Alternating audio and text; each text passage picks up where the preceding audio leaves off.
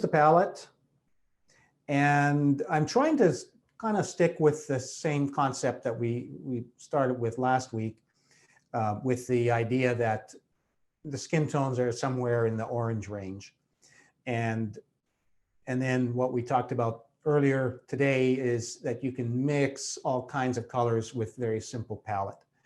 So instead of doing that simple palette, which would have been this, and that, with that's burnt umber. Here's burnt umber. What I have is, I'll just start down here. The ultramarine blue is not something I necessarily would have put on there to keep the palette simple, but because I figured it's very hard to paint a blue unless you have blue. So even though black often it serves as a bluing agent, or you can mix black with yellow and get a green, which I mentioned in the past. You can't really make anything literally blue. And so I thought, probably the suit is going to be blue. So I'll put some blue on there just so that removes the monotony. You may have heard, I'll explain these in a second. You may have heard of the so-called Zorn palette.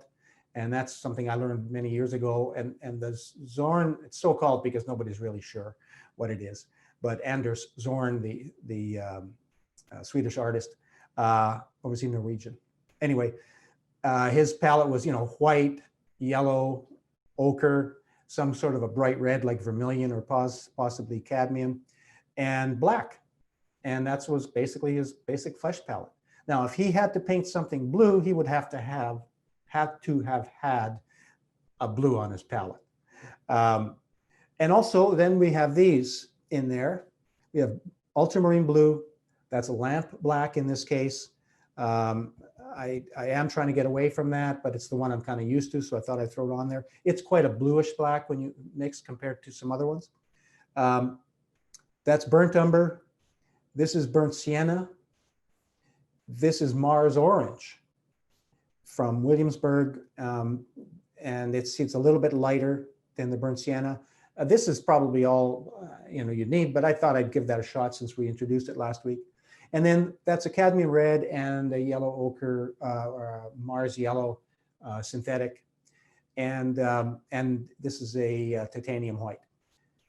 So these are there as accenting agents. We're going to try to work in these orange tones, but I don't know what is exactly right. I'm going to kind of aim for my own skin color to paint this, because I've done it enough that I know the sort of range I'm in.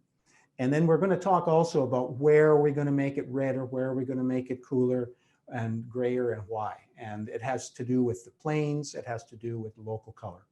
And we'll try to do that. Now, it's necessarily going to be not a very high finish because we don't have that much time.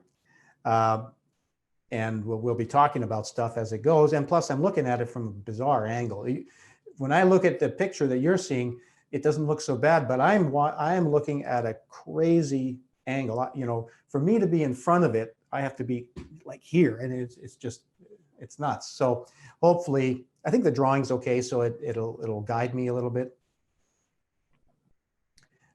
If I'm going to be drawing from life, working from life, I don't typically draw it this carefully or keep it that perfect. Plus, I don't use charcoal. I usually just start with the paint, because as you paint, things become more fluid and changeable, and you have to be working in and out of edges and all that kind of stuff. So we'll do a bit of that today. All right.